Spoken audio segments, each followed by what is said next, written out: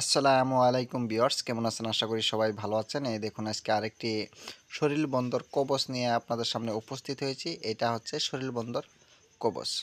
আপনারা যদি শরীর বন্ধ রাখতে চান, দেখা যায় অনেক সময় যে অনেক গুণিনে অনেক বান জাদুটনা করে, তাহলে আপনার এই নকশার প্রয়োজন। এই নকশার সাহায্যে যে কোনো তান্ত্রিকের হাত থেকে বাঁচতে পারবেন। কিভাবে বাঁচবেন সেটাও আমি বলবো, ভিডিওটি স্কিপ করবেন না।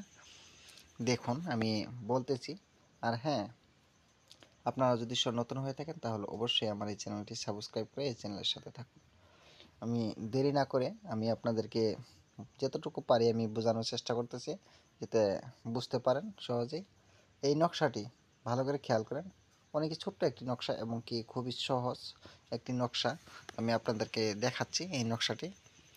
দেখুন, এই নকশাটি আপনারা সীসার পাত্রে লেখা লাগবে।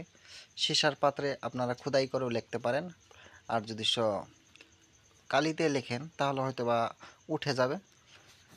আপনারা খোদাই করে লিখবেন, সবচেয়ে থেকে ভালো হবে। তাহলে কোনো কালিরও প্রয়োজন পড়বে না। আপনারা যে কোনো একটা লোহার অস্ত্র দিয়ে আপনারা খোদাই করে এই নকশাটি ভালো করে লেখেন।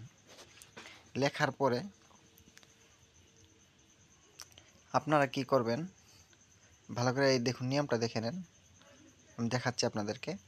এই নকশা সীসার পাত্রে লিখে কোমরের নাভির নিচে রাখিলে কেহ বান টনা জাদু চালান মারিতে পারিবে না।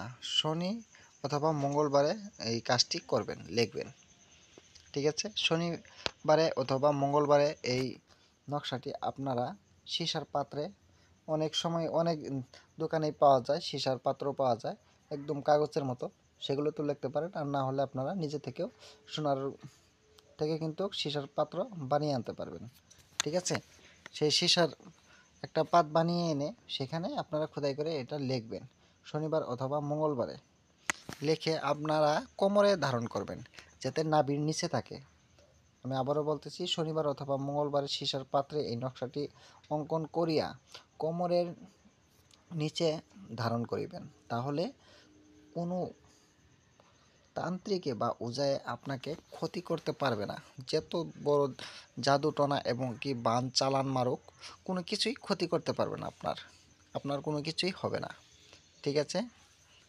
ভিডিওটি আর বেশি বড় করব না। আপনারা সবাই দোয়া করবেন আমার জন্য, আমি যাতে ভালো কিছু দিতে পারি, আপনাদের উপকারে আসে। সবাই ভালো থাকেন, সুস্থ থাকেন। খোদা হাফেজ। আবার দেখা হবে অন্য একটি ভিডিওতে। আমি চেষ্টা করব পুরাতন ভালো কিছু নিয়ে আসার জন্য, যাতে আপনাদের কোনো না কোনো কাজে অবশ্যই লাগে।